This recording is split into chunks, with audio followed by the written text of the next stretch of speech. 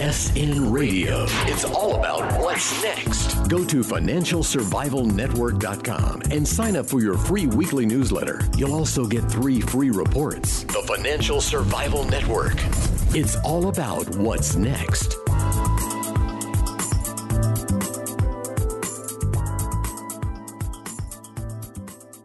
Welcome back. You are listening to the Financial Survival Network. This is Kerry Lutz, and it's time for another Triple Lutz report. This is episode 360. The date is August 11th, and we're talking about hyper credit creation going out of control. You know, there's a new consumer credit bubble taking place. Actually, there's several of them. Some of them are obvious, some of them not so obvious, but it's happening nonetheless.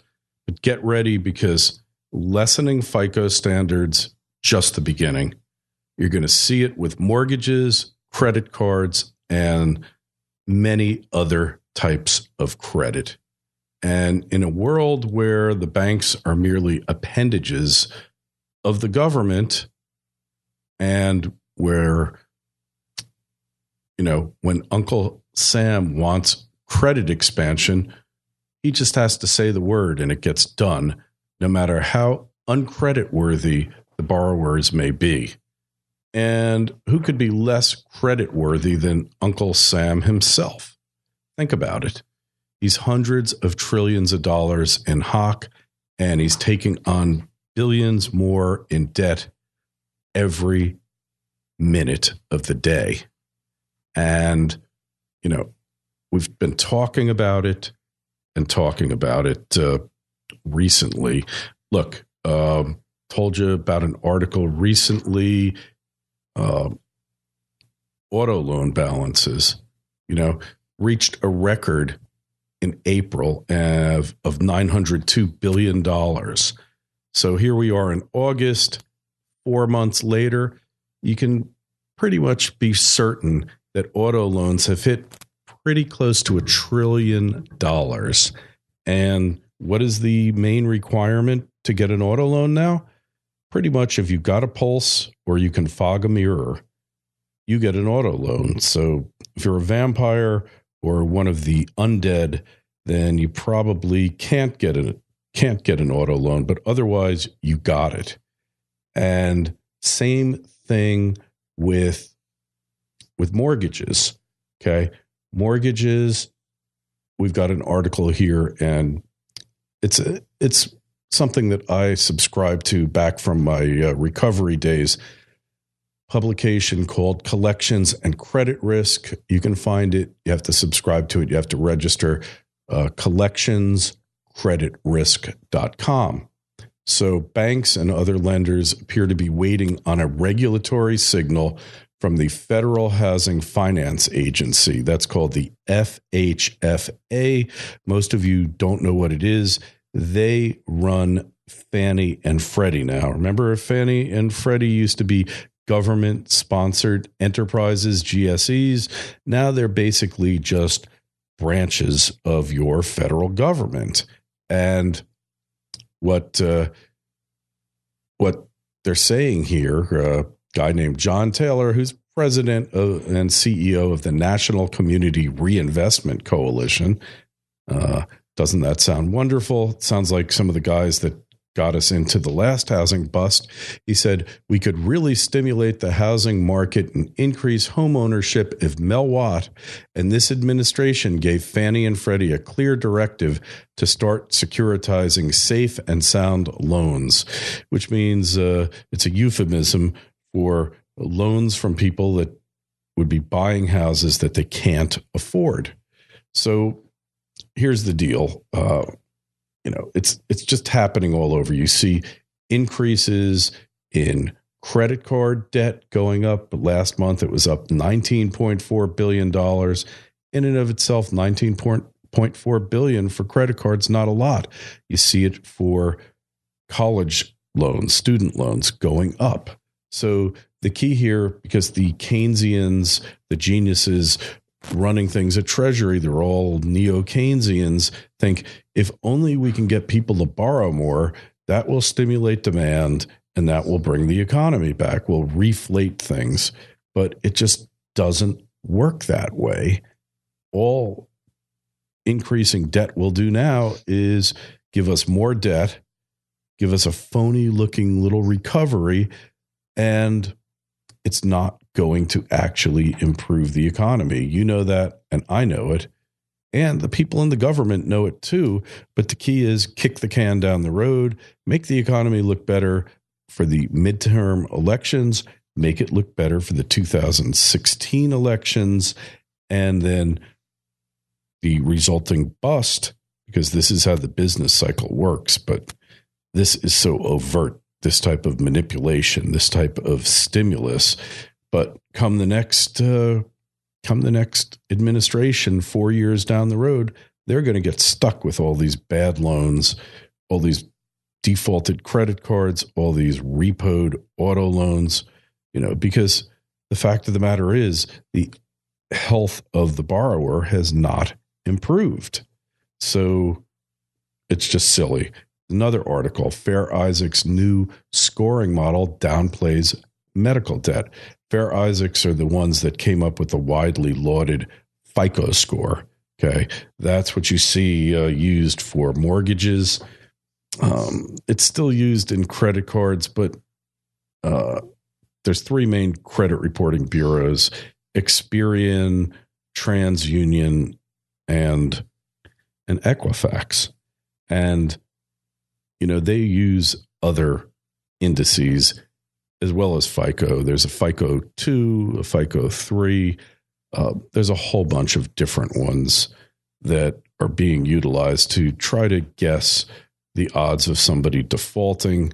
And banks have other means of checking your creditworthiness using bank account data, lots of different indices. But the net result of all of them is that the average creditworthiness of the American consumer is declining, and giving you, the consumer, more access to larger amounts of credit is not going to turn the economy around. Reducing the amount of credit outstanding, forcing people or making it more attractive for you to save is really the road to salvation. Unfortunately, the saver is becoming extinct, more extinct by the day. And when all of these bubbles pop at one time, which they almost did in 2008 and 2009, it's going to be an even larger problem. In addition, America's corporations are also becoming less creditworthy. They're borrowing more and more larger sums of money, not to invest in expanding their operations, to develop and invest in better products and services. No, that would make too much sense. No, they're not doing that. They're buying back their stock and selling off insider stock at the same time to drive the price of the stock higher, to give the appearance that the company's operations are actually improving when they're not. Top line revenue growth really hasn't improved greatly in this country since the financial crisis, but per share earnings appear to be going up because as less shares are outstanding, it appears that earnings per share are increasing and therefore stock prices go up. Not a good long-term program because eventually this debt has to be paid off. And, granted, inflation, it'll be paid off in cheaper dollars. And especially if they're a dividend paying company like IBM or Apple, they won't have to pay the dividends on the reduced number of shares, and therefore they can devote the saved dividends to paying a small amount of interest on those, on the debentures, on the debt. So for them, it actually makes sound sense because they're paying in pre-tax dollars rather than after-tax dollars. Dividends are paid out of earnings after taxes. Interest on debt is paid out of pre-tax dollars. So yeah, it makes some type of sense, but for the good of the company, you're weakening the balance sheet. It really doesn't help. But none of this is looked at But as Peter Schiff always says, wealth is created by savings, investing savings into investments that yield a return and putting off consumption today to earn a return on your money. But because savers are so penalized, it doesn't make sense. And people that do have savings are forced due to this financial repression to put their investments into riskier investments in search of yield, in search of return. We saw hundreds of billions of dollars put into these high yield bonds, which now they're getting killed on. And there's a reason why they're higher yield bonds, because they're higher risk. But because the yield curve is so distorted, people don't really understand that. So these are things you need to be thinking about. And when it comes to gold and silver, they haven't performed well over the past 3 years. They've been in this rut, this channel. At some point, they're going to break out. Nenner says, a few more weeks of this, and then you can look forward to higher returns. We suggest, if you're thinking of investing in gold and silver, especially wearable wealth, give Borderless Holdings a call. Always, for your first initial purchases from any new bullion dealer, you call them first for your initial purchases. Always do that. Get the measure of who you're dealing with. Call them at 855-604-6343, 855-604-6343.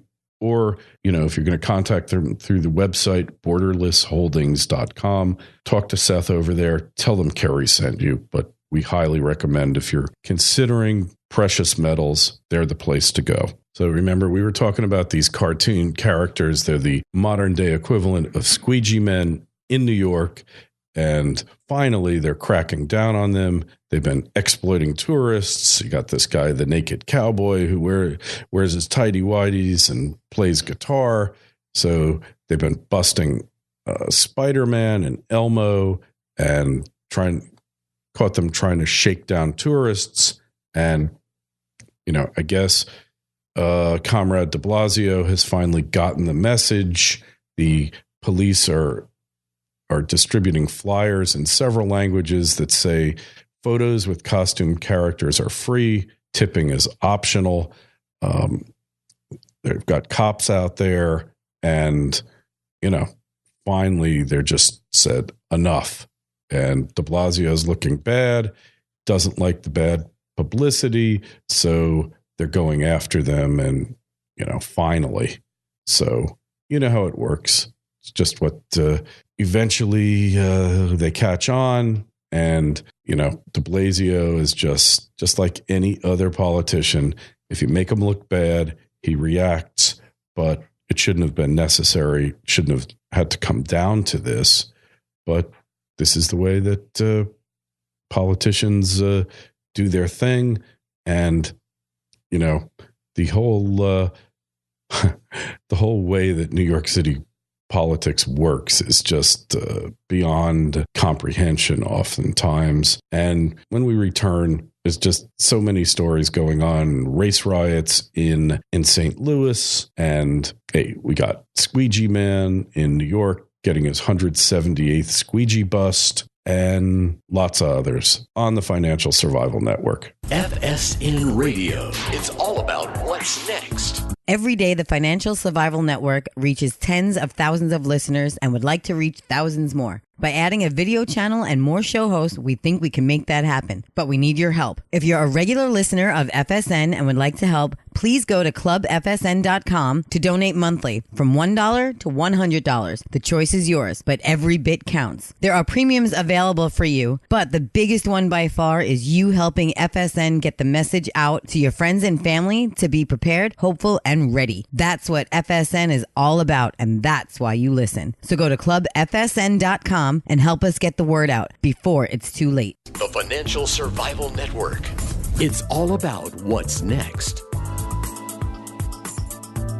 And we are back. Kerry Lutz speaking. So the squeegee guy, you just see the futility of modern law enforcement on display here.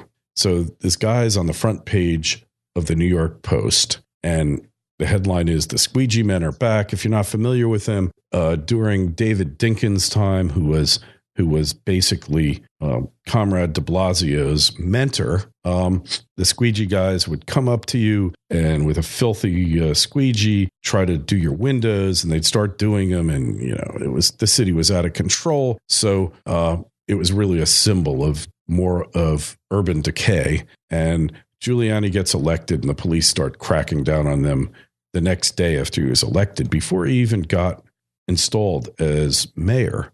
So de Blasio, you could just see the signs of decay in the city all over the place, even with Bratton. And shootings are up. I don't know about murders, but definitely shootings are up. There's just a general sense of disorder, and you can see fiscally the city's really in a state of decline. And so this guy is plastered on the front page of the Post. Next day, he's busted by the cops, and it's his 178th arrest for washing motorists' windshields and his 225th arrest overall. And his name is Greg Washington. He says, I don't read the paper. He's told the cops at Midtown South, that covers Times Square. When they asked him whether he knew he'd been on the cover of the Post, he was tossed in jail for 5 days after an arraignment. And they said if Washington doesn't read newspapers, it may be because he's too busy using them to clean car windshields at Manhattan's tunnel entrances. And the Post had found him squeegeeing at East 37th Street near the entrance to the Queens Midtown Tunnel. He had given them his name as Mike Benthens and showed a reporter his earnings, a handful of bills totaling $14. And he was one of 3 squeegee men the Post found pestering drivers last week in an apparent flouting of Comrade de Blasio's quality of life crackdown. And, just expect to see more of this, because de Blasio really is incapable of running a hot dog stand, let alone a city. And it's just kind of a shame, all the work that was done to bring New York City back. The just for 20 years between Giuliani and Bloomberg, the city saw an unparalleled expansion. There were things wrong with it, don't get me wrong. The unions never quite got reined in, and the city, the way it did business, there were problems here. But compared to what came before it with Dinkins and Koch and all that, it was a veritable miracle what they were able to do. And there